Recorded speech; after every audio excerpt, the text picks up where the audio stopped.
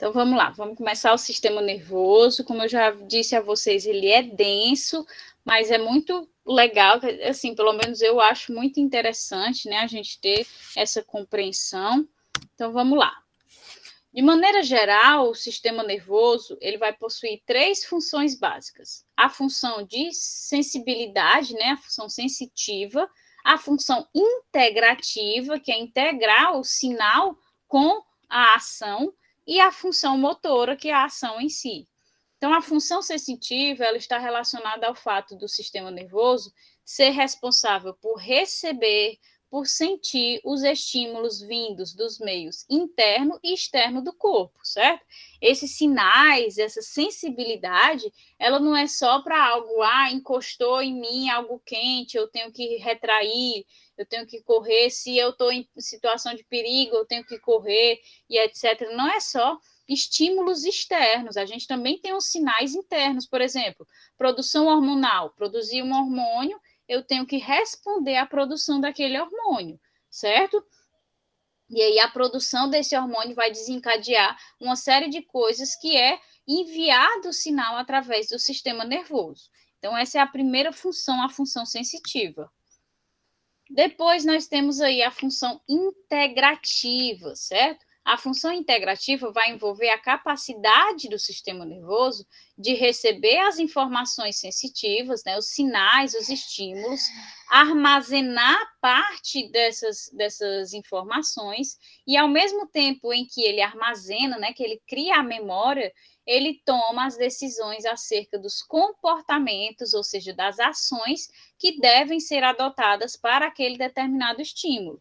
Então, a função motora vai ser a resposta em si, né? Depois que a função integrativa reconheceu o estímulo e identificou o que tem que ser feito, a função motora é que vai ser a resposta em si a esses estímulos, que geralmente envolve respostas de contração muscular ou de secreção glandular, ou seja, de secreção hormonal. Então, exemplificando, né? Por exemplo, quando a superfície da mão encosta numa superfície quente, o sistema nervoso ele é responsável por reconhecer esse estímulo de calor, né? O sinal do calor. Esse estímulo é, então, encaminhado até o córtex cerebral para que ele interprete o estímulo e elabore uma resposta adequada para tal. Então, nesse caso, o estímulo é o calor, né? O calor, ele vai enviar o sinal para o córtex cerebral para que seja realizada uma ação, e a ação, nesse caso, que será montada pelo sistema nervoso, vai ser da contração dos músculos do braço para que a pessoa se afaste, né? Que afaste o braço da superfície quente. Ou seja, o sistema nervoso une suas 3 funções para que o corpo tenha um funcionamento adequado e coordenado, que é o que vocês visualizam aqui nessa figurinha. A gente tem o estímulo, né, o calor. Esse estímulo ele vai enviar um sinal de perigo por queimadura até o córtex cerebral, aqui especificamente é o córtex da medula espinal, certo? Não é do cérebro em si, a medula espinal é que vai desenvolver essa resposta. Então, ele recebe o estímulo e vai montar a resposta integrativa, certo? Essa resposta integrativa vai desencadear a ação motora de contração desse músculo para que se remova o braço de perto dessa chama, de perto dessa fonte de calor, ok? Então, anatomicamente, né, que isso é mais a parte fisiológica, então, anatomicamente, o sistema nervoso ele é dividido em sistema nervoso central e sistema nervoso periférico. O sistema nervoso central, ele é localizado centralmente no corpo, composto pelo encéfalo e a medula espinal, certo? Pode falar também medula espinhal, não tem problema, mas o termo mais correto que vem sendo mais utilizado é medula espinal, certo? No sistema nervoso central, que muitos estímulos sensitivos são integrados e correlacionados, né? A gente cria, a maior parte da memória é no sistema nervoso central. Então, os pensamentos, emoções, eles são gerados e a memória também é formada e armazenada no sistema nervoso central. Então, é ele que é o responsável por desempenhar as tarefas mais complexas e a maior parte dos estímulos de contração e de secreção de hormônios, secreção glandular. Então, tá aqui, ó, o sistema nervoso central é formado pelo encéfalo e a medula espinal que passa por dentro aí das vértebras, né, da nossa coluna vertebral. Então, esse é o sistema nervoso central. O periférico vai ser os nervos que vão aí irradiar a partir da medula espinal. Então, o sistema nervoso central ele está conectado a receptores sensitivos, certo? Músculos e glândulas que estão na periferia do corpo através do sistema nervoso periférico. Então, o sistema nervoso central ele vai interpretar estímulos, vai desenvolver respostas, mas ele faz isso enviando os seus sinais de ação para o sistema nervoso periférico. É o sistema nervoso periférico que vai entrar em contato de fato com os músculos, com as glândulas que vão produzir os hormônios. Por quê? Porque o sistema nervoso central, ele vem até aqui só a medula espinal, que fica dentro das vértebras. Então, para que ele tenha o contato com o restante do nosso corpo, com todos os músculos e etc., ele precisa de uma rede de transmissão, que é justamente a rede de transmissão formada pelo sistema nervoso periférico. Então, o sistema nervoso periférico vai ser formado por nervos, que podem ser cranianos, partindo diretamente ali do encéfalo, ou espinais, que emergem da medula espinal, certo? Ambos os nervos vão ser responsáveis por conduzir estímulos para dentro ou para fora do sistema nervoso central, certo? Então, quando a gente tem uma resposta de ação, o sistema nervoso central envia essa resposta para os nervos para que chegue até determinado órgão, até determinado músculo. Mas a gente também pode receber o sinal a partir desses músculos, a partir desses órgãos. E aí faz um movimento, né, a transmissão inversa dessas situações. Os estímulos podem vir de qualquer forma, o estímulo interno ou o estímulo externo. Então, toda a informação que segue do sistema nervoso periférico para o sistema nervoso central, como os estímulos sensitivos, que a gente viu no exemplo da mão encostando em algo quente, né? Que é uma informação que foi recebida pelo sistema nervoso periférico e foi encaminhada para o sistema nervoso central para desenvolver a ação. Então, essa informação que segue do sistema nervoso periférico para o sistema nervoso central, como os estímulos sensitivos, ela vai ser conduzida por neurônios sensitivos ou também chamados de neurônios aferentes, certo? E essa informação é chamada de informação aferente. Enquanto a informação que segue do sistema nervoso central para o sistema nervoso periférico já vão ser aí as informações eferentes, né? Ou seja, de ações, de estímulos motores, e vai ser conduzida por neurônios motores ou neurônios eferentes, como eles também são chamados. Então, no sistema nervoso central, vai existir ainda os neurônios associativos ou interneurônios, que têm o papel de comunicar os neurônios sensitivos aos neurônios motores. Nem sempre nós vamos ter aí a presença dos neurônios associativos, certo? Algumas vezes a gente tem a conexão direta entre o neurônio sensitivo e o neurônio motor, certo? Então, recebe o sinal que já encaminha ali para o neurônio motor. Mas algumas vezes nós vamos ter a presença desse neurônio associativo que ajuda nessa transmissão desse estímulo, desse sinal. Então, vocês têm aqui a estrutura do neurônio sensorial, né? Esse neurônio sensorial, ele vai receber o estímulo, seja externo, seja interno do corpo, e ele vai encaminhar essa informação para o sistema nervoso central, para que o sistema nervoso central tome alguma atitude, né? Então, quando ele encaminha essa informação, ele pode passá-la diretamente ao sistema nervoso central, ou ele pode passá-la através do neurônio associativo. E aí, quando chega no neurônio motor, esse neurônio motor, ele vai desencadear a ação estipulada pelo sistema nervoso central. E essa informação que veio aqui do sensitivo, né, do sistema nervoso central para desencadear uma ação no sistema nervoso periférico, vai ser aí a informação eferente, a informação de saída de ação.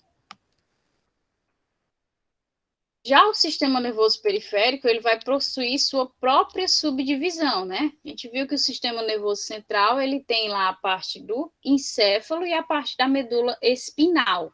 Já o sistema nervoso periférico, ele também vai possuir subdivisões nessa rede de nervos que a gente observa aqui nessa imagem. Então, a gente tem o sistema nervoso periférico somático, certo? E temos o sistema nervoso periférico autônomo. O sistema nervoso periférico somático vai ser composto por neurônios sensitivos cutâneos, sensitivos especiais e neurônios motores, certo? Que são responsáveis por mandar informação para a musculatura esquelética do nosso corpo. Então, o sistema nervoso periférico somático, né? Ele vai ser a porção do sistema nervoso periférico que controla as nossas reações voluntárias, ou seja, as ações que a gente controla, uma vez que os músculos esqueléticos são de contração voluntária, que vocês viram na aula anterior. Então, como esses músculos eles têm contração voluntária,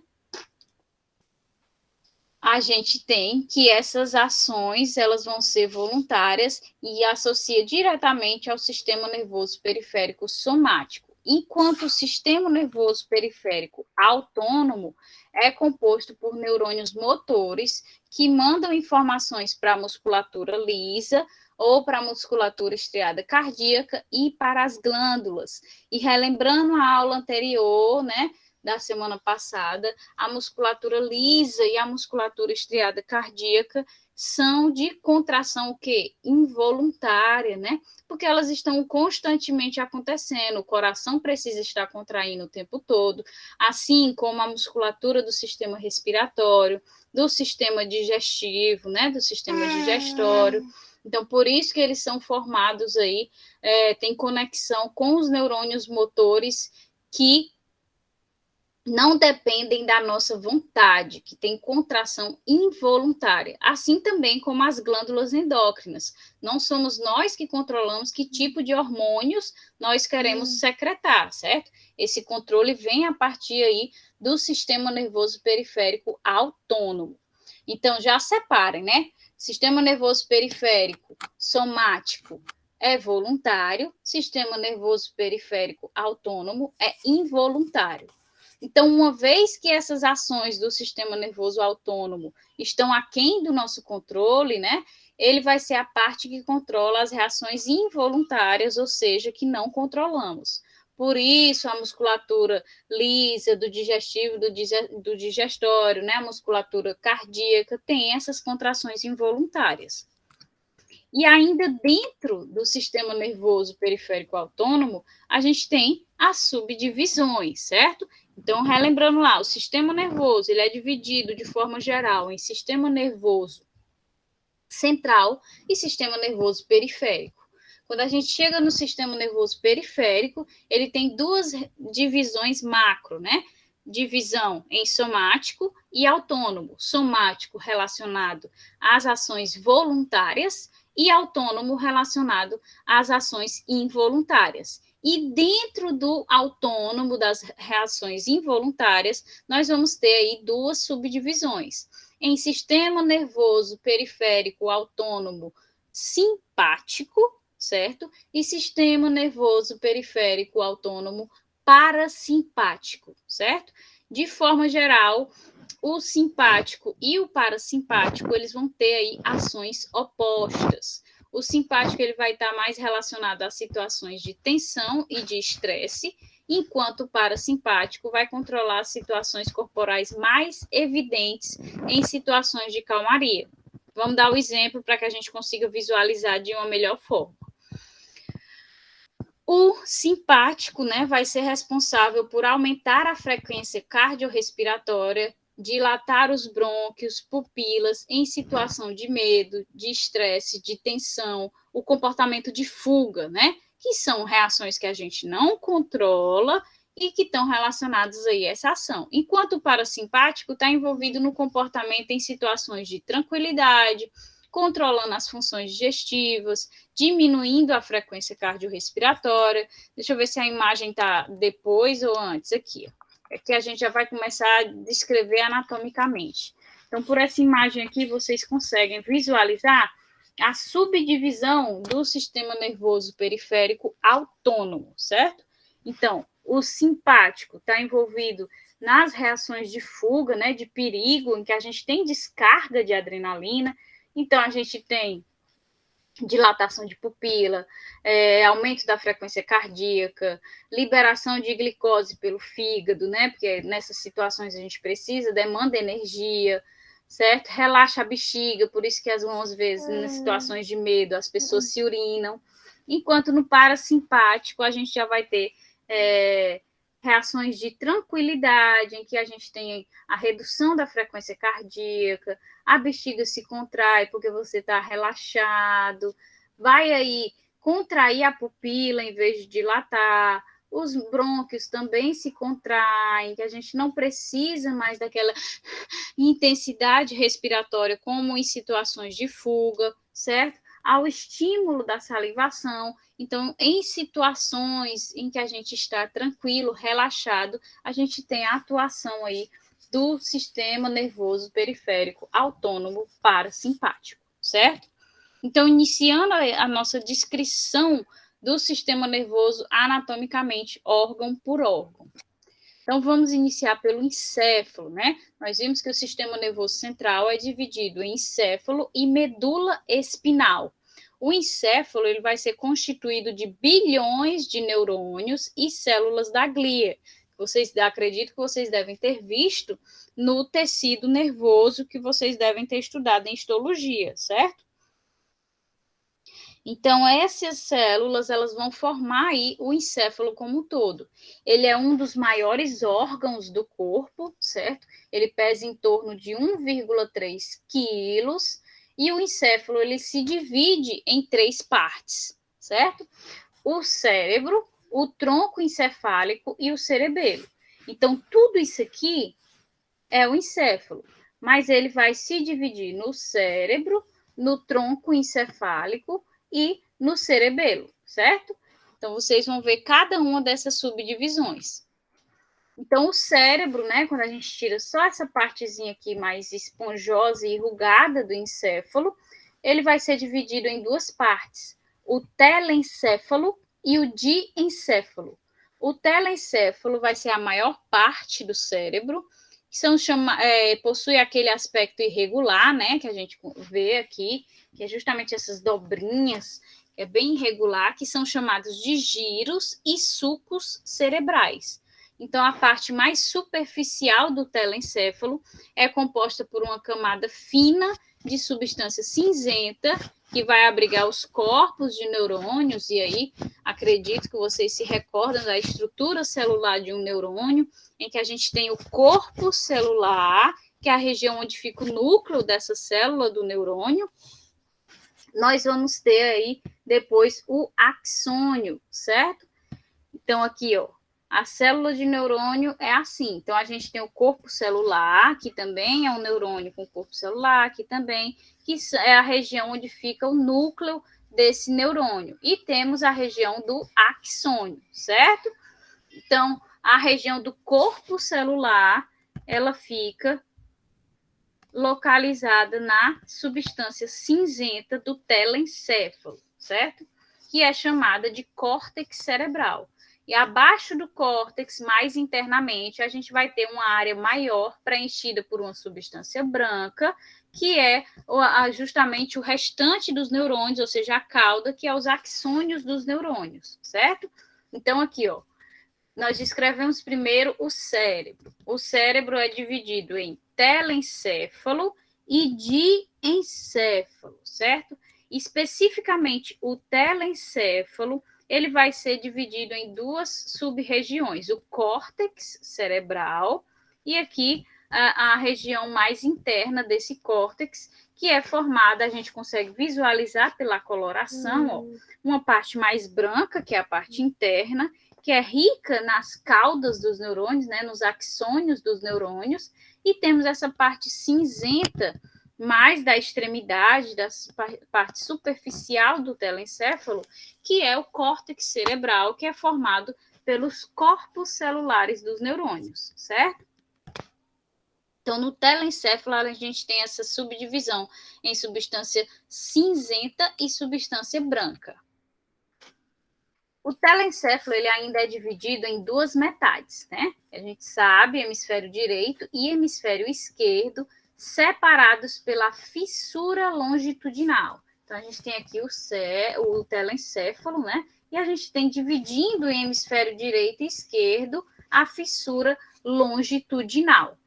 Então, apesar de separados, os hemisférios são interdependentes, certo? Um depende do outro para que o funcionamento seja pleno, porque eles permanecem conectados por um feixe de fibras chamado de corpo caloso. Então, quando a gente separa aqui o hemisfério direito do hemisfério esquerdo, e a gente observa no centro de cada um desses hemisférios, a gente visualiza essa estrutura aqui, ó, no meio de cada um deles, que é uma estrutura fibrosa, formada por um feixe de fibras, e é chamado de corpo caloso. E vai ser essa estrutura aqui que vai fazer a conexão interhemisferial, né? Entre os hemisférios, certo? Então, vai conectar o hemisfério direito e o hemisfério esquerdo através do corpo caloso. Cada hemisfério, por sua vez, vai se dividir em 4 partes, certo? Lobo frontal, lobo parietal, lobo temporal e lobo occipital. Então, vamos lá, voltando do começo.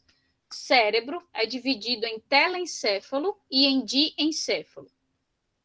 O telencéfalo, ele vai ter uma subdivisão em córtex cerebral e a substância branca abaixo do córtex cerebral. Esse córtex cerebral é cinzento, né, porque ele é rico em corpos de neurônios, e a substância branca, ela vai ser branca porque ela é rica em axônios de neurônios, certo? Além disso, além dessa divisão em substância cinzenta e branca, o telencéfalo também é dividido em 2 metades, o hemisfério direito e o hemisfério esquerdo, que são separados aí pela fissura longitudinal. No entanto, esses 2 hemisférios não são completamente separados, não é isso? Eles têm uma estrutura que os une, que os interconecta. Essa estrutura é uma estrutura fibrosa de corpo caloso, certo? E cada um dos hemisférios vai ser ainda dividido em 4 regiões: lobo frontal, lobo parietal, lobo temporal e lobo occipital. O lobo frontal é o que fica para a região frontal do indivíduo, o lobo parietal para a região aqui mais superior, o lobo occipital é que fica em contato direto aí com o occipital, né, o osso, e nós temos o lobo temporal que vai ficar em contato com a têmpora, né, com o osso temporal, ok? Isso em cada um dos hemisférios. Além disso, além de todas essas características específicas do telencéfalo, né?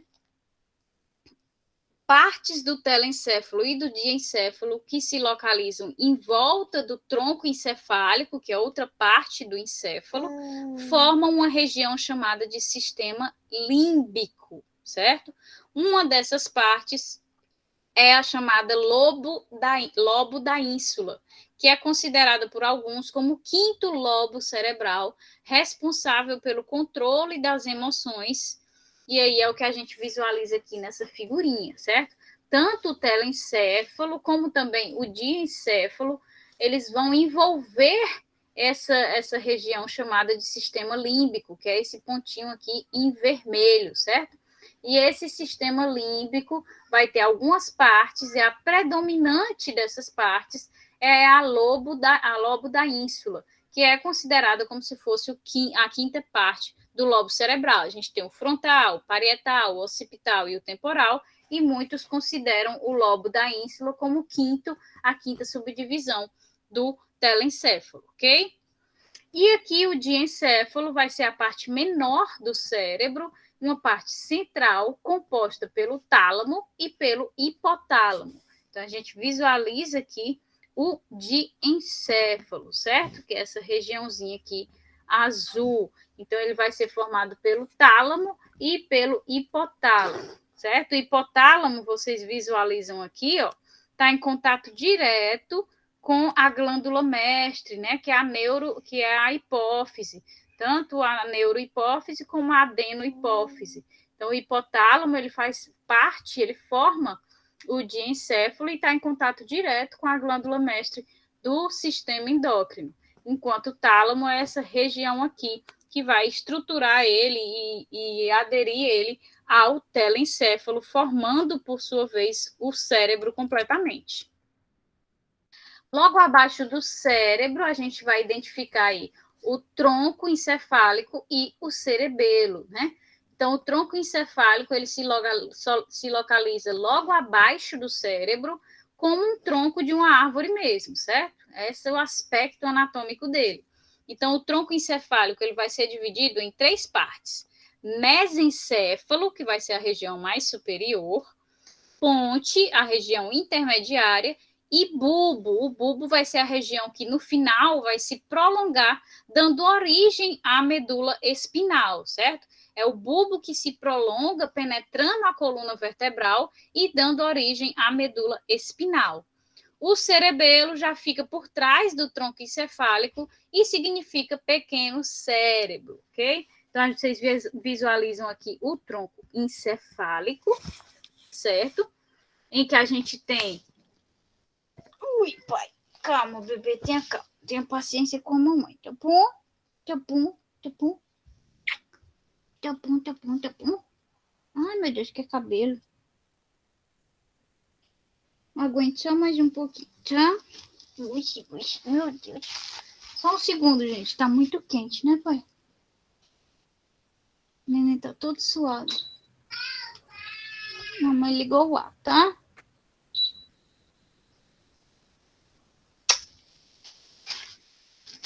Então, o tronco encefálico vai ter esse aspecto aqui e ele vai ficar conectado diretamente ao diencéfalo. Quando a gente diz, né, que ele fica logo abaixo do cérebro, especificamente a parte do cérebro que ele fica logo abaixo é o diencéfalo, certo? Então, a gente vai ter esse aspecto de tronco mesmo, em que as subdivisões que nós identificamos são essas. Ó. O mesencéfalo, certo? Essa região que fica em contato direto, a região superior e fica em contato direto com o diencéfalo. Nós temos a ponte, que é essa região intermediária, e nós temos o bulbo. E aqui, como vocês já veem, ó, do bulbo já vem a conexão aqui especificada na figura da medula espinal, porque é o prolongamento do bulbo que penetra a coluna vertebral e dá origem à formação da medula espinal, certo? E aqui, nessa outra imagem, vocês visualizam o cerebelo, que pelo aspecto anatômico, ele vai ser chamado aí de pequeno cérebro, certo? Então, essas estruturas que compõem o encéfalo, elas são essenciais para a manutenção vital do organismo. Por isso que é necessária uma proteção eficaz desse órgão. Então, essa proteção fica a cargo das meninges, que são algumas membranas que nós vamos ver, do líquor, que é o líquido chamado de cérebro espinal ou céfalo raquidiano, né? Que circula entre as meninges, e também do crânio, que é a estrutura óssea que protege esse encéfalo. Né? Ai. Bora, pai. Bora que nós vamos para o parquinho. Ai, vovó vai passear, vai com ela passear. Vamos? Eita, que legal. É, porque a mamãe tá com calor, a mamãe ligou, tá bom? Ei. Vai passear, vai passear.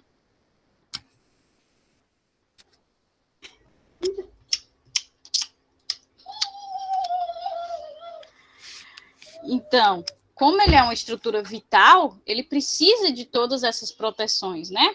Então, primeiro são as meninges, que a gente vai já descrever, o líquor, que é esse líquido que evita desgaste de atrito, né, e etc. E temos a proteção do crânio, que essa vocês já sabem, a gente discutiu bastante isso quando a gente falou lá do sistema esquelético, certo? Então, as meninges, que são as membranas que envolvem o encéfalo, elas vão revestir o encéfalo e a medula espinal também, certo? Nós também vamos ter a presença dessas meninges na medula espinal. E elas são existem três delas, né? A pia mater, que é a mais delgada e mais interna, ou seja, é a mais fininha, certo? Nós temos a aracnoide, que é a intermediária, e nós temos a dura mater, que, como o próprio nome já diz, vai ser mais dura, mais externa, mais espessa, mais rígida, e ela fica mais externamente. É como se fosse aquela casca mais grossa, mais rígida, para conferir uma proteção maior ainda, né, do meio externo, que é o mais perigoso para esse órgão. Já o líquido céfalo-raquidiano, ele circula no espaço subaracnoide em volta do encéfalo e da medula espinal, e além disso, circula também pelos ventrículos, que são essas cavidades encontradas no encéfalo, né? Aquelas reentrâncias que a gente consegue visualizar na anatomia, por exemplo, do telencéfalo. Além disso, entre outras regiões do encéfalo, entre a ponte, entre o mesencéfalo, entre o diencéfalo e as outras estruturas, existem espaços, e entre esses espaços a gente tem a circulação desse líquido céfalo-raquidiano, certo? E esse líquido ele vai proteger o sistema nervoso central contra choques, contra o atrito, né? Vão remover catabólitos, que a gente sabe que o nosso sistema nervoso central é formado por células vivas. Consequentemente, ele tem o processo de metabolismo, elas têm o seu processo de metabolismo, produzindo os excretas respiratórios, excretas de reações metabólicas comuns, que precisam ser eliminados do organismo, eles não podem se acumular na região do encéfalo. Então, esse líquido, ele ajuda a remover, juntamente aí com a circulação sanguínea, a remover esses excretas, esses metabólitos que são gerados. Fornece nutrientes às células desse sistema nervoso central. Ok? Então, nós temos a estrutura óssea para proteger o encéfalo, nós temos a estrutura do líquido, né, céfalo-raquidiano, que evita choques e desgastes por atrito, e nós temos as membranas, que nós vamos já descrever cada uma delas. A mais externa é a dura mater, a intermediária é a aracnoide, e a pia mater é a mais interna e mais fininha. Então, aqui vocês visualizam melhor essas estruturas, ó. Então, todo o encéfalo ele vai ser revestido por essas três membranas. Aqui, a pia mater mais interna e mais fininha. Temos a aracnoide, que é a intermediária, e temos a externa, que é a dura mater, que vai ser mais espessa e tem, inclusive, esse aspecto mais fibroso, certo? Além da proteção dessas três membranas, nós temos a proteção aqui da estrutura óssea, né? Que é o crânio, que vai proteger esse órgão vital. E nós também temos aqui, circulando por entre essas reentrâncias do telencéfalo, como também por entre os espaços entre as estruturas que formam o encéfalo, a circulação do líquido cérebro-espinal, ou líquido céfalo-raquidiano, que protege contra choques, contra atrito e etc., além de nutrir células e remover resultados de metabolismo, né? Então, a gente observa aqui, ó, o fluxo desse líquido céfalo-raquidiano, ele fica aqui por entre as reentrâncias do telencéfalo, por entre a ponte e o cerebelo, por entre o cerebelo, a ponte e o diencéfalo, também circula, né, entrando aqui no sistema nervoso central, na parte da medula espinal. Então, esse líquido penetra aqui e vai realizando essa função de proteção e, ao mesmo tempo, de nutrição das células que estão formando esse sistema nervoso central, ok? Então, a medula espinal é um tubo cilíndrico formado por tecido nervoso, cuja função é transmitir informações do encéfalo para a periferia do corpo, ou seja, é transmitir as informações do sistema nervoso central para o sistema nervoso periférico, certo? E vice-versa, ele também recebe os estímulos que o sistema nervoso periférico recebeu, transmite ao sistema nervoso central para que seja enviada a resposta à ação que deve ser tomada. Porém, as funções da medula espinal não se limitam apenas à transmissão das informações, certo? É importante que vocês se atenham a isso. Ela também coordena atividades musculares e reflexos. O ato reflexo, o arco reflexo, é aí coordenado pela medula espinal, certo? Como outros movimentos também. Então, nem sempre precisa se enviar o sinal até o encéfalo para que a gente consiga obter uma resposta, ok? Então, a medula espinal, ela parte do bulbo cerebral, que eu mostrei para vocês, né? O bulbo se prolonga, penetra aí as vértebras da coluna vertebral e vai formar a medula espinal. Então, ele vai descendo por dentro dos ossos da coluna vertebral, lá naquele acidente ósseo da vértebra, né? Que é o forame. Então, a medula vertebral, ela vai passar dentro do forame vertebral, e as vértebras têm esse orifício central que vai formar esse túnel protetor, né? Além de formar o canal de passagem da medula espinal, eles têm, como o osso é resistente, esse papel de proteger, com a formação desse túnel, a medula espinal, que é vital juntamente com o encéfalo, certo? Então, aqui, ó, a gente tem o sistema nervoso central, né, formado pelo encéfalo e a medula espinal. Essa medula espinal, vocês vão já ver que ela tem algumas características de ser mais gordinha, mais cheinha nessa região aqui, próxima das vértebras cervicais, certo? Que é a chamada de intumescência cervical, e também vai ter um aspecto mais gordinho, vamos dizer assim, mais cheinho, nessa região próxima às vértebras lombares, certo? Que vai ser chamada de intumescência lombar.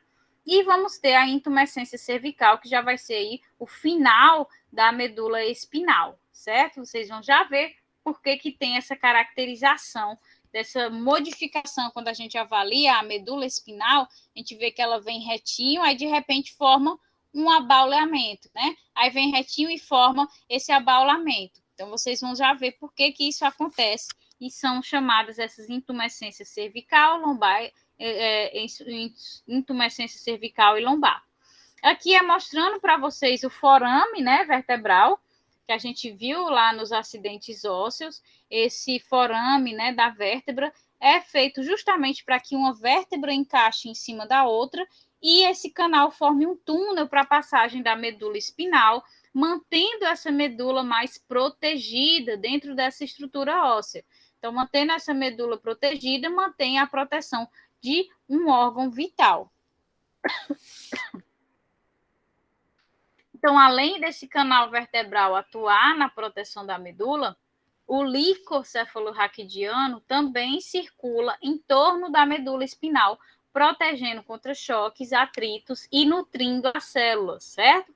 Então, além ali da região do encéfalo, o líquido também vai circular na medula espinal. Uma vez que ela está dentro desse canal vertebral, né, poderia haver o atrito constante entre a medula espinal e as vértebras. E isso é minimizado pela presença tanto das meninges como também do líquido cefalorraquidiano, que impede esse atrito, esse desgaste por atrito, certo?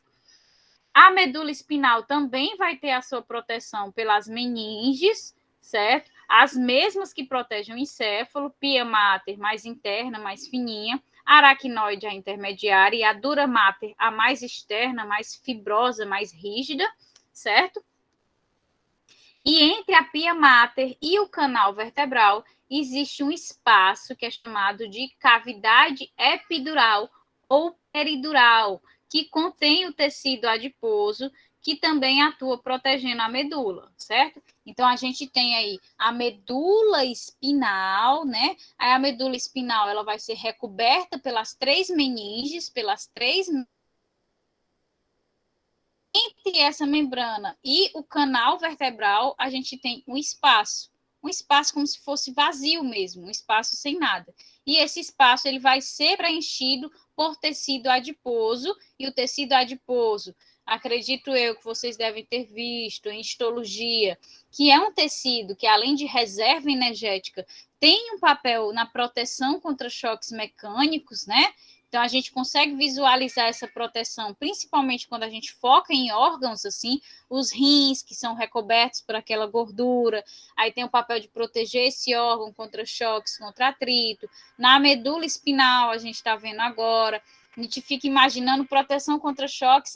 Eu estou com bastante tecido adiposo, estou bem gorda, e aí estou com bastante tecido adiposo para me proteger de impactos. Não, a gente tem que pensar sempre a nível anatômico, tanto macroscópico como microscópico, certo? Então, esse tecido adiposo também atua na proteção dessa medula. E é nesse espaço onde se aloca esse tecido adiposo que é aplicada a anestesia peridural, porque esse espaço entre a pia mater e o canal vertebral é chamado de cavidade epidural ou peridural. Então, é isso aqui que vocês visualizam, né? A gente tem aqui a medula espinal, e aí a medula espinal vai ser recoberta pelas membranas pia mater, aracnoide e dura mater, e entre a pia mater e o canal vertebral, a gente vai ter aí o espaço epidural ou peridural. E é nesse espaço que tem que ser aplicada a anestesia peridural, por exemplo, numa cesariana, tem que se encontrar esse espaço para que possa ser aplicada aí a anestesia peridural, certo? Então, a medula espinal, ela inicia no forame magno do crânio, certo? Que é justamente aquele prolongamento inicial do bulbo, e vai até aproximadamente o forame vertebral da segunda vértebra lombar, certo? Que é a L2. Então, a gente passa pelas cervicais, pelas torácicas e chega até a segunda vértebra lombar. Quando a medula passa pelas regiões cervical e torácica, ela apresenta um aspecto mais inchado, alargado, que são as regiões chamadas de intumescências, que eu já introduzi a vocês, né? Então, a gente tem a intumescência cervical e a intumescência lombosacra, que está localizada na região das vértebras torácicas. Então, ela é chamada de lombosacra, mas ela está na posição torácica, né, das vértebras torácicas. Lembrando lá do sistema esquelético que a gente tem as vértebras cervicais, depois as vértebras torácicas, as vértebras lombares, e aí chega o sacro, né, e o cóccix. Então, essa intumescência lombosacra, ela não está lá entre as vértebras lombares e o sacro, certo? Ela vai estar posicionada nas vértebras torácicas. Então, da intumescência cervical é que vão partir os nervos que vão inervar os membros superiores. Por isso que nós temos essa caracterização mais inchada nessa região, porque a gente tem que sair nervos mestres para esses membros superiores. Assim como na intumescência lombosacra, nós vamos ter os nervos que vão aí garantir a inervação dos membros inferiores partindo. Então, por isso que a gente tem, mais uma vez, esse inchaço, porque a gente precisa de nervos mestres partindo dessa região. Então, a gente tem essas duas regiões mais gordinhas, vamos colocar assim, porque é de onde partem uma quantidade grande de nervos, né? Um calibre grande de nervos para inervar membros superiores e membros inferiores, certo? Então, essa intumescência cervical, de onde saem os nervos que vão inervar os membros superiores, formam o plexo braquial. Plexo braquial são os nervos que inervam os membros superiores, certo? E a intumescência lombosacra vai partir aí os nervos que vão inervar os membros inferiores, formando o plexo lombosacro. Então, o plexo braquial, e aí você já consegue associar plexo braquial, eu sei que plexo é de nervo. Será que esse nervo vai para onde? Se é plexo braquial, vai aqui para o músculo braquial, né? Na região do braço. Então, vai aí para os membros superiores. Enquanto a gente tem o plexo lombosacro, que é chamado assim porque os nervos vão a partir da região lombar inervar aí os membros inferiores, certo? E nós também temos nervos que partem da região final da medula espinal, se projetando para baixo, formando a chamada cauda equina, né, que parece aí com a cauda de um cavalo. Então, o fim de fato da medula espinal vai formar uma estrutura cônica chamada de cone medular. Então, observem aqui, ó. Nós temos aquela figurinha que vocês já viram. A gente vem aqui o prolongamento do bulbo, formando a origem da medula espinal.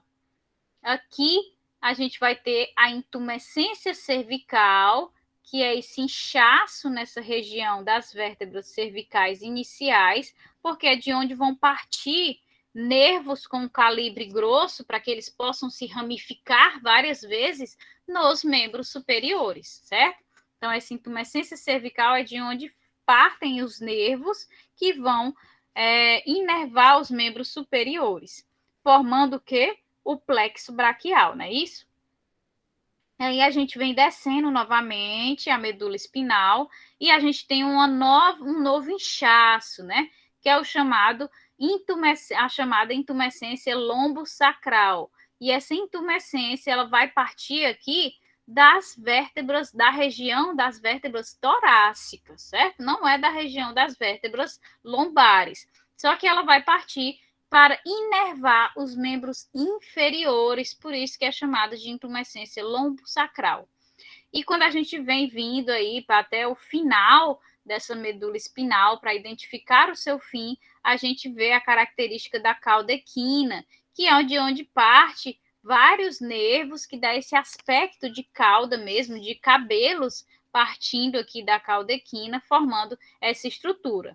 E o final mesmo, a gente dá um zoom aqui nessa estrutura cônica da cauda equina, visualiza o cone medular, que é de fato o fim da medula espinal, ok? Então, lembrando que a medula espinal, nós temos nervos partindo dela em toda a sua extensão, certo? Nas regiões de intumescência, nós vamos ter um calibre maior de nervos, uma quantidade maior de nervos partindo, porque é necessário para permitir que se inerve toda a região dos membros superiores e dos membros inferiores, ok? A medula espinal ela pode ainda ser dividida em lado direito e lado esquerdo pela fissura mediana anterior, ou seja, anteriormente, né? E pelo sulco mediano posterior na região posterior, certo? Então, vai ser dividido da mesma forma que a gente viu que o telencéfalo é dividido em hemisfério direito e hemisfério esquerdo, a medula espinal também é dividida em lado direito e lado esquerdo. Na parte anterior, né, da frente, né, posicionado para frente do indivíduo, a gente vai ter essa divisão pela fissura mediana anterior e na parte posterior pelo sulco mediano posterior. A medula espinal ela vai possuir depressões causadas pelos sulcos intermédio posteriores, sulcos laterais posteriores e sulcos laterais anteriores. No centro da medula espinal vai ficar bem mais fácil da gente visualizar essas divisões, esse aspecto da medula espinal na figura, tá? A gente vai repetir, desculpa. No centro da medula espinal, nós temos uma região mais escura, em forma de H, o H medular, que vai ser formado por substância cinzenta. E agora a gente retorna lá no início. Lá no início a gente viu que o telencéfalo ele vai ter uma região cinzenta na sua borda, né, na sua superfície, que é o chamado córtex cerebral, que nós vimos que é uma região rica em corpos celulares de neurônios. E a parte mais interna era formada por uma substância branca, que é rica em axônios de neurônios, não foi isso? Então, a medula espinal também tem essa característica de substância cinzenta e substância branca. Só que o que é que acontece de diferente entre a medula espinal e o telencéfalo? Na medula espinal, o centro, a região mais interna, é que vai ser rica em substância cinzenta, ou seja, em corpos celulares de neurônios, enquanto a parte mais externa vai ser formada aí pela substância branca, rica em axônios de neurônios, certo? Então, inverte a ordem. Isso por quê?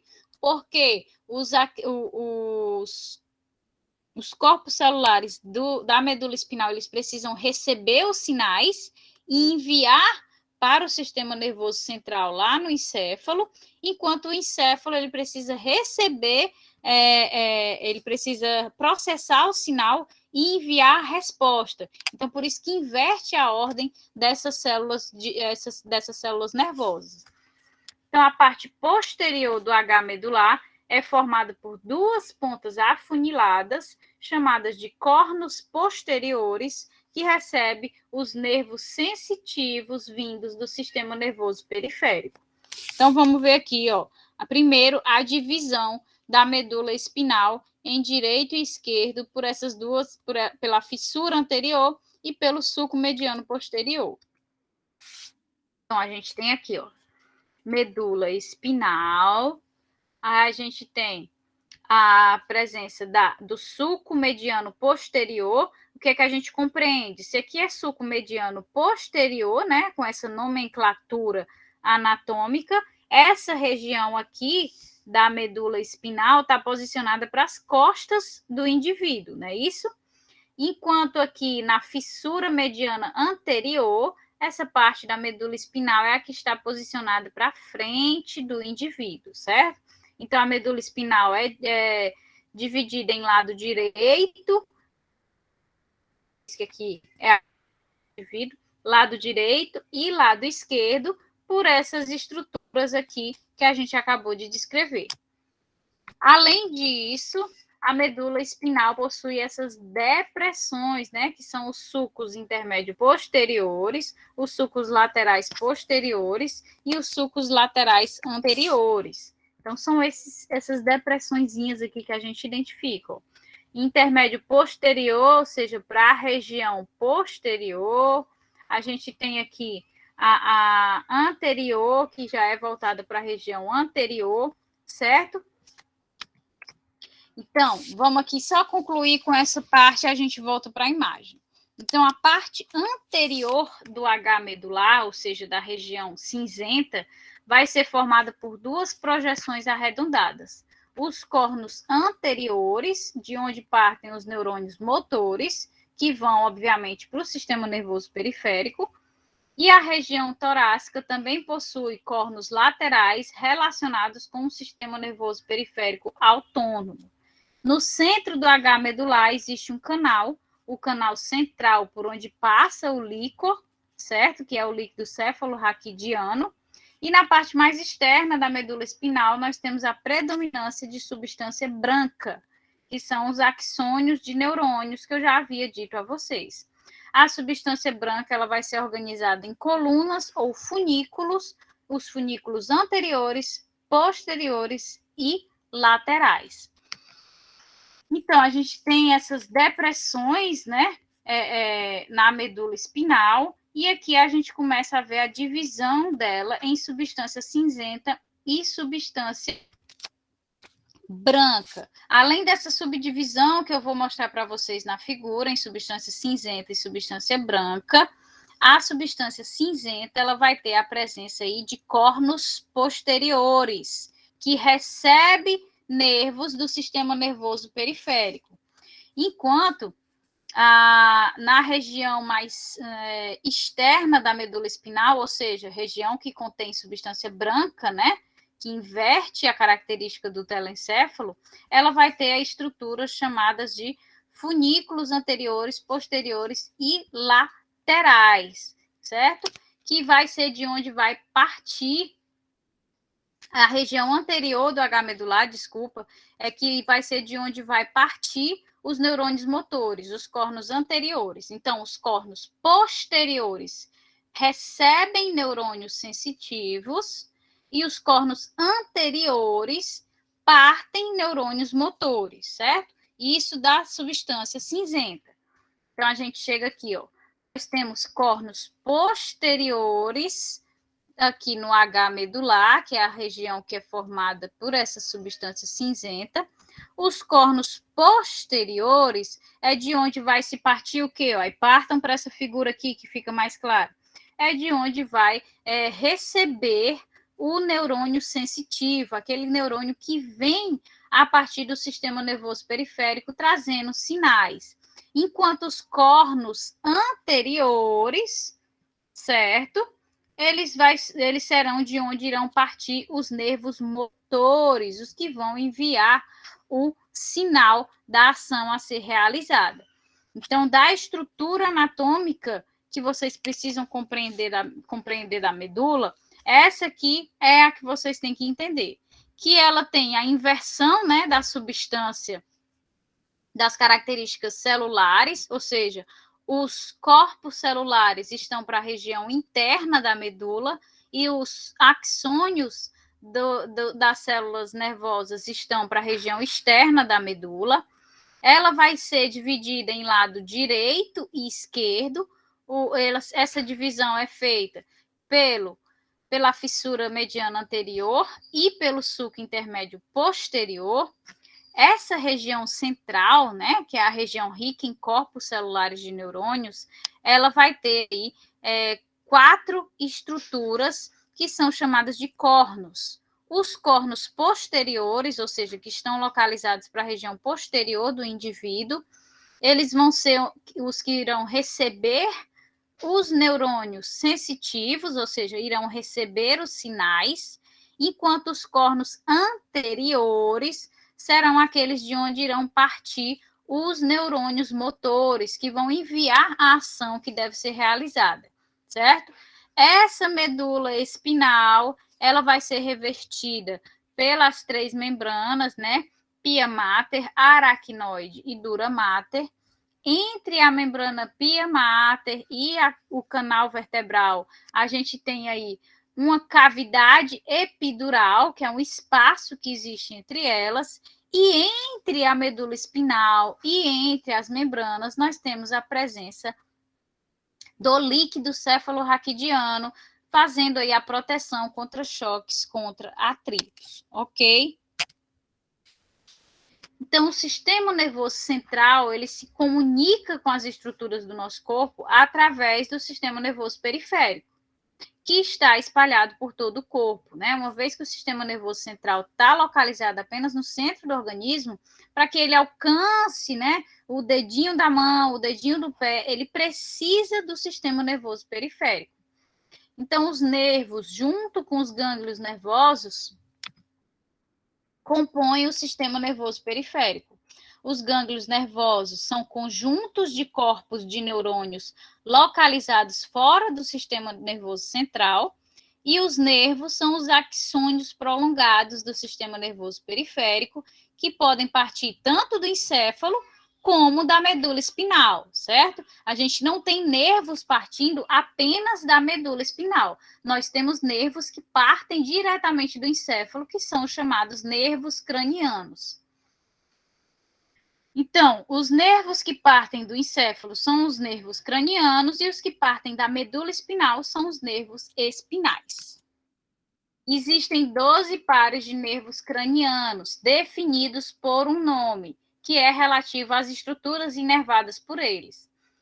E algum algarismo romano, né, nessa nomenclatura, que é relativo à posição anatômica dos nervos, começando da região anterior do encéfalo para a região posterior do encéfalo, ou seja, região anterior do encéfalo para a região posterior do encéfalo, certo? onde a maioria tem função mista, ou seja, tanto de receber sinais como de enviar a ação, o movimento que deve ser realizado.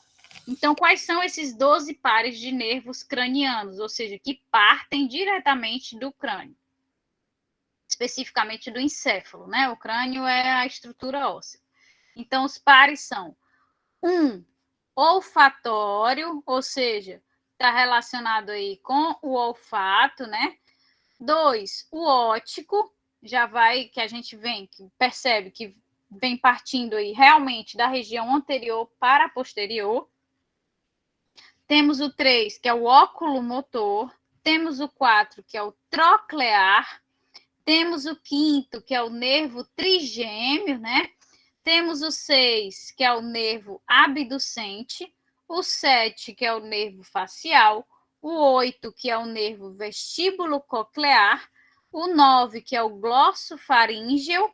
O 10, que é o vago.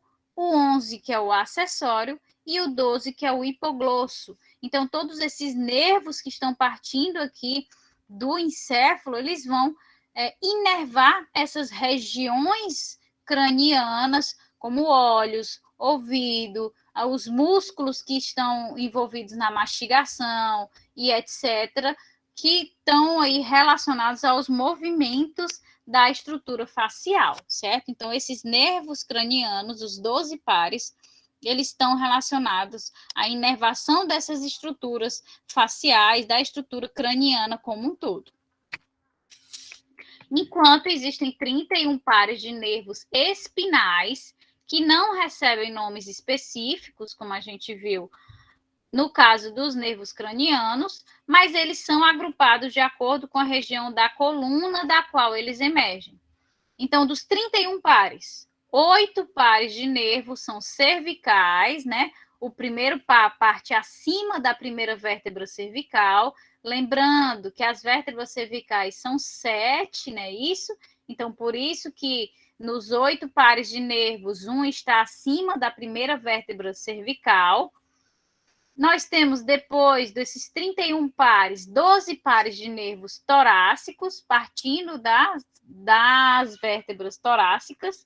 Temos 5 pares de nervos lombares, 5 pares de nervos sacrais e um par de nervo coxígeo, ou seja, partindo das vértebras lombares, partindo do sacro, que são 5 vértebras fundidas, né? Se vocês recordam, e tem um par partindo do cóccix, certo?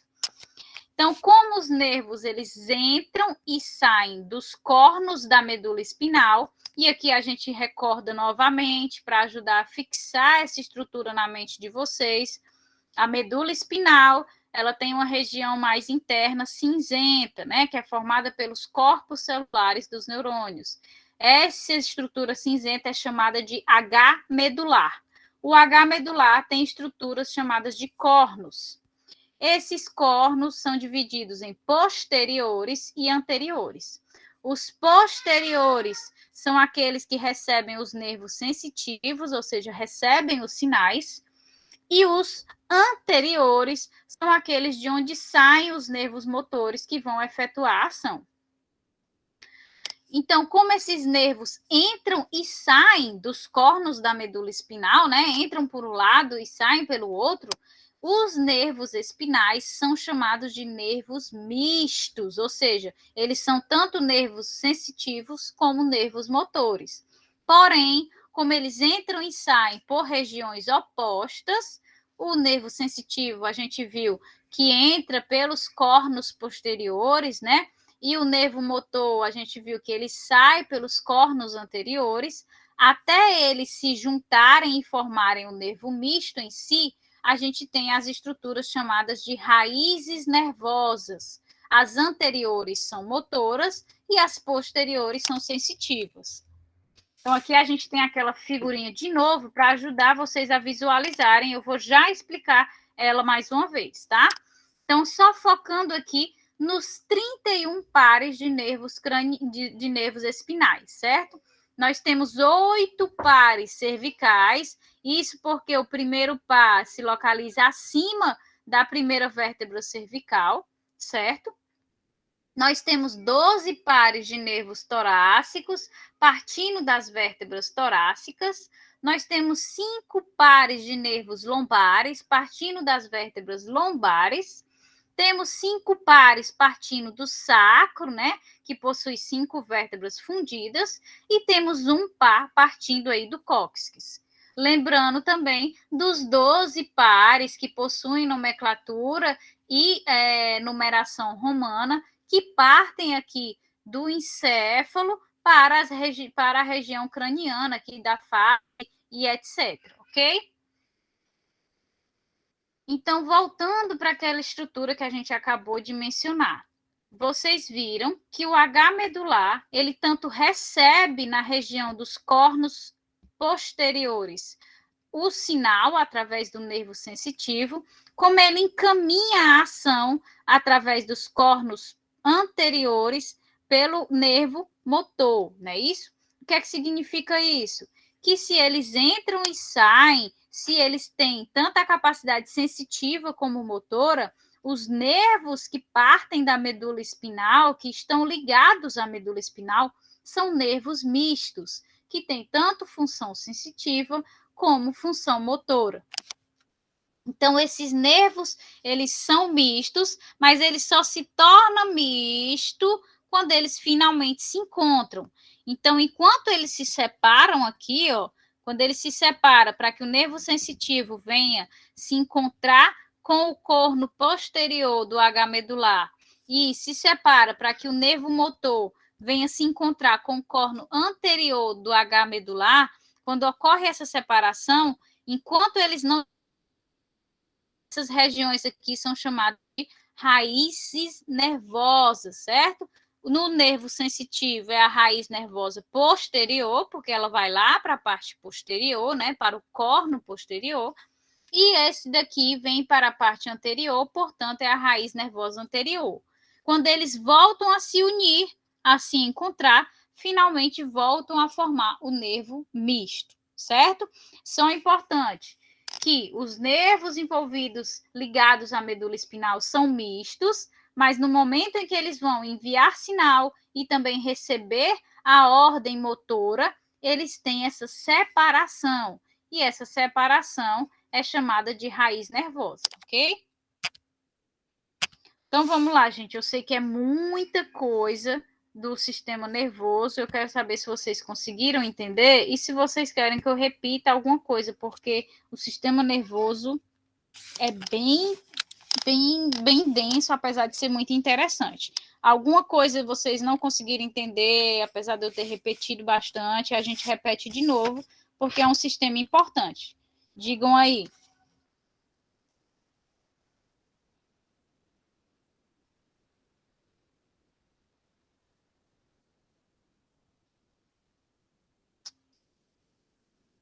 Tudo certo?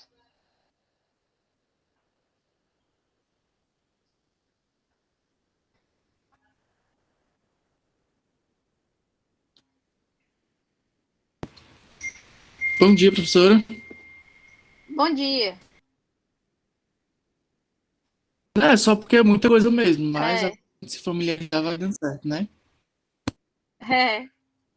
Pronto, aí lembrando para vocês que na próxima semana a gente vai dar o sistema reprodutor e o sistema excretor, certo? Aí, infelizmente, eu não vou ter mais contato com vocês, certo? Mas qualquer coisa, eu tenho as aulas lá, se ajudar vocês de alguma forma, vocês podem ver o restante das aulas, do sistema cardiovascular, do sistema endócrino, certo? Que tem tudo lá naquele canal que você já vem as aulas gravadas, tá bom? Então, até a próxima semana para nossas últimas aulas, infelizmente. Certo? Então, bom dia, gente. Até a próxima semana, ok?